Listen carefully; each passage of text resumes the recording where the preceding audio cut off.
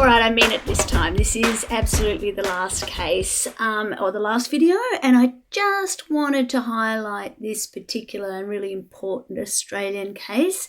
Again, it's an old one. The facts happened back in the early 2000s, and it relates to Joe Gutnick, who was an entrepreneur. He was a rabbi. He was president of the Melbourne Football Club, very much a colourful character, shall we say. And again, this is one that I'm going to challenge you to read the case yourself if you can. And this is really a seminal decision. It is dealt with in some detail in the textbook as well, in the chapter that you've been asked to read. So I think you got plenty of support with this one. So basically, the decision came down in December 2002. It related to an online article that was published by an organisation called Barron's. It had the title Unholy Gains, and it related to Mr. Gutnick, who claimed he had been defamed. The article said, amongst other things, that he had business dealing with a range of religious charities and that they raised uncomfortable questions. And the author then used some language that the media appropriated from the courts that implied that they conducted an investigation that found that several charities had traded heavily in stocks that Gutnick was promoting. He was an entrepreneur and an investor, and it associated Mr. Gutnick with a convicted tax evader and some other people who were awaiting trial for stock manipulation in New York.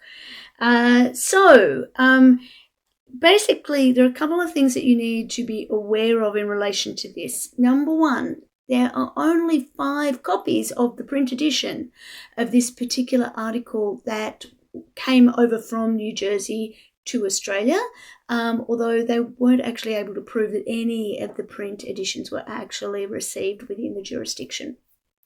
So Gutnick, in order to claim that he was defamed, he needed to demonstrate that the information was circulated in the place where his reputation could be damaged, which was essentially in Melbourne in Australia.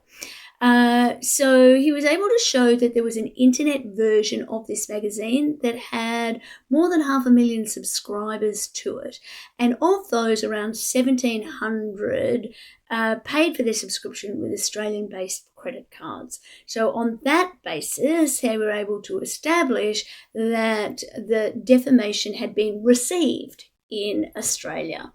So Dow Jones was actually represented by the very famous Geoffrey Robinson QC, who argued that the question was really whether Dow Jones published from a place or published to. So the argument was about publication and about jurisdiction.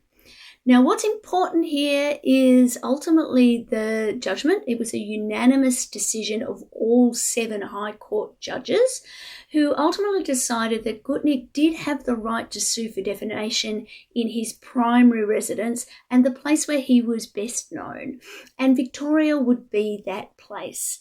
The High Court decided that defamation didn't occur at the time it was published, but rather when a third party read that publication and thought less of the individual concerned in the place where he could be harmed.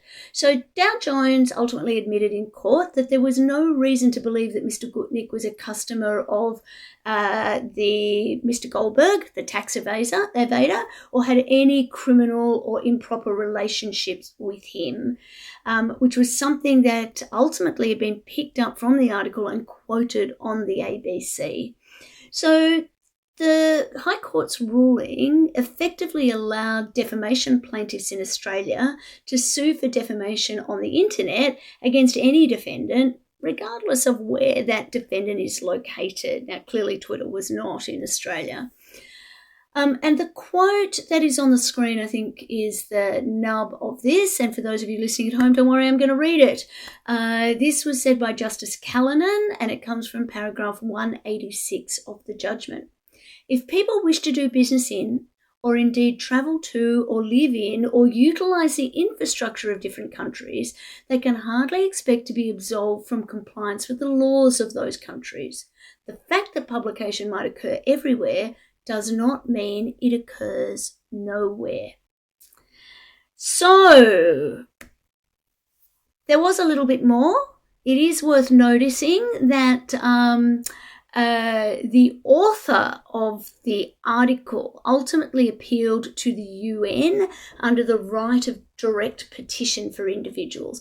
But ultimately, the matter was settled, and there was no damages paid to Mr. Gutnick directly, but some of his legal fees were paid, apparently confidential, I don't actually know. So it was a highly controversial case at the time and a lot of legal analysis. So you get plenty of opportunity to look at that if you're interested. And it had some pretty high profile people involved in it, including Jeffrey Robinson and States Counsel Tim Robinson. So it was ultimately settled in November 2004, but it continues to be relevant today because it demonstrates the way that Australian courts will look at damage that is done via the internet.